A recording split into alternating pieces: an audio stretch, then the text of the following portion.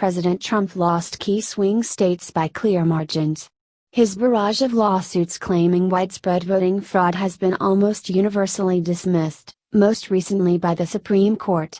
And on Monday, the Electoral College will formally cast a majority of its votes for President-elect Joseph R. Biden Jr. But as the president continues to refuse to concede, a small group of his most loyal backers in Congress is plotting a final stage challenge on the floor of the House of Representatives in early January to try to reverse Mr. Biden's victory. Constitutional scholars and even members of the president's own party say the effort is all but certain to fail. But the looming battle on January 6 is likely to culminate in a messy and deeply divisive spectacle that could thrust Vice President Mike Pence into the excruciating position of having to declare once and for all that Mr. Trump has indeed lost the election. The fight promises to shape how Mr. Trump's base views the election for years to come, and to pose yet another awkward test of allegiance for Republicans who have privately hoped that the Electoral College vote this week will be the final word on the election result. For the Vice President, whom the Constitution assigns the task of tallying the results and declaring a winner, the episode could be particularly torturous, forcing him to balance his loyalty to Mr. Trump with his constitutional duties and considerations about his own political future. The effort is being led by Representative Mo Brooks, Republican of Alabama, a backbench conservative. Along with a group of allies in the House, he is eyeing challenges to the election results in 5 different states: Arizona, Pennsylvania, Nevada, Georgia and Wisconsin, where they claim varying degrees of fraud or illegal voting took place, despite certification by the voting authorities and no evidence of widespread impropriety. We have a superior role under the Constitution than the Supreme Court does, than any federal court judge does, than any state court judge does, Mr. Brooks said in an interview. What we say, goes. That's the final verdict. Under rules laid out in the Constitution and the Electoral Count Act of 1887, their challenges must be submitted in writing with a senator's signature also affixed. No Republican senator has yet stepped forward to say he or she will back such an effort, though a handful of reliable allies of Mr. Trump, including Senators Ron Johnson of Wisconsin and Rand Paul of Kentucky, have signaled they would be open to doing so. The president has praised Mr. Brooks on Twitter, but has thus far taken no evident interest in the strategy. Aides say he has been more focused on battling to overturn the results in court. Even if a senator did agree, constitutional scholars say the process is intended to be an arduous one. Once an objection is heard from a member of each house of Congress, senators and representatives will retreat to their chambers on opposite sides of the Capitol for a 2-hour debate and then a vote on whether to disqualify a state as votes. Both the Democratic-controlled House and Republican-controlled Senate would have to agree to toss out a state as electoral votes, something that has not happened since the 19th century. Several Senate Republicans, including Patrick J. Toomey of Pennsylvania, Susan Collins of Maine, Lisa Murkowski of Alaska and Mitt Romney of Utah, have forcefully rejected the idea of overturning the results, and their votes would be enough for Mr. Biden to prevail with the support of Democrats.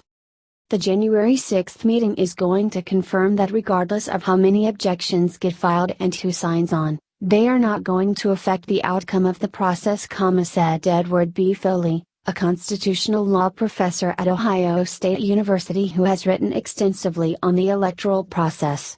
We can say that with clear confidence. But he noted that the session could still carry consequences for the next few years. If even one Republican senator backed the effort, it could ensure that the partisan cloud hanging over the election would darken Mr. Biden's presidency for years to come. If none did, it could send a definitive message to the country that despite Mr. Trump's bluster, the party trusted the results of the electoral process and was finally ready to recognize Mr. Biden as the rightful winner.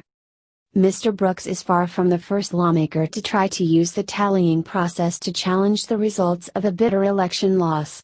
House Democrats made attempts in 2001, 2005 and even 2017, but they were essentially acts of protest after their party's nominee had already accepted defeat. What is different now is Mr. Trump's historic defiance of Democratic norms and his party's willing acquiescence. If Mr. Trump were to bless the effort to challenge the congressional tally, he could force Republicans into a difficult decision about whether to support an assault on the election results that is essentially doomed or risk his ire. Many Republicans are already fearful of being punished by voters for failing to keep up his fight. The dilemma is particularly acute for Mr. Pence, who is eyeing his own presidential run in 2024. As President of the Senate, he has the constitutionally designated task of opening and tallying envelopes sent from all 50 states and announcing their electoral results. But given Mr. Trump has penchant for testing every law in Norman, Washington, he could insist that Mr. Pence refuse to play that role. And either way, it will call for a final performance of the delicate dance Mr. Pence has performed for 4 years, trying to maintain Mr. Trump's confidence while adhering to the law. The role the VP plays in the transition is something that people have never focused on and never think about, but with Donald Trump, you now have to consider all the possibilities, said Gregory B. Craig, a White House counsel under President Barack Obama. In 1961, Richard M. Nixon, who had just lost the election, oversaw the vote tabulation and had to decide whether to recognize competing electors from the new state of Hawaii. Mr. Nixon ultimately made a decision that hurt his vote total but had no effect on the final result that John F. Kennedy had won. 40 years later, after the 2000 election, Al Gore had to reject objections from his fellow Democrats and certify the victory of George W. Bush, who had won the state of Florida after the Supreme Court ordered a recount ended in that state. Since the election, Mr. Pence has sent mixed messages about how far he would be willing to go to help Mr. Trump. In the early days of the transition, Mr. Pence fended off requests from the president's loyalists to back specious claims about election fraud. But more recently, he publicly praised the failed lawsuit brought by the Attorney General of Texas to have votes from battleground states thrown out. Democrats said they were confident that Mr. Biden would emerge unscathed, but his transition team has begun coordinating with Speaker Nancy Pelosi and Senator Chuck Schumer of New York, the minority leader, to prepare for the possibility that one or more senators would sign on to the challenges. Mr. Brooks has been trying to drum up support. He met last week with about a half-dozen senators, including Mike Lee of Utah, and separately with the conservative House Freedom Caucus. My number one goal is to fix a badly flawed American election system that too easily permits voter fraud and election theft, Mr. Brooks said.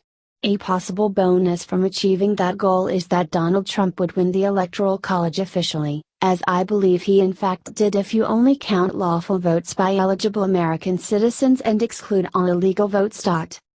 It remains unclear how broad a coalition he could build. More than 60% of House Republicans, including the top two party leaders, joined a legal brief supporting the unsuccessful Texas lawsuit asking the Supreme Court to overturn the election results. But it is one thing to sign a legal brief and another to officially contest the outcome on the House floor. Some Republicans, including Representative Scott Perry of Pennsylvania and Representative Matt Gaetz of Florida, have also signaled that they could support an objection. Mr. Brooks said he had been speaking with others who were interested. But prominent allies of the president who have thrown themselves headfirst into earlier fights, like Representative Jim Jordan of Ohio or even the House Minority Leader, Representative Kevin McCarthy of California, have so far been publicly non-committal. All eyes are on January 6, Mr. Gaetz said on Fox News on Friday night after the Supreme Court rejected Texas' suit. I suspect there will be a little bit of debate and discourse in the Congress as we go through the process of certifying the electors. We still think there is evidence that needs to be considered. Mr. Paul, Republican of Kentucky, said he would wait and see how all the legal cases turn out before deciding what to do.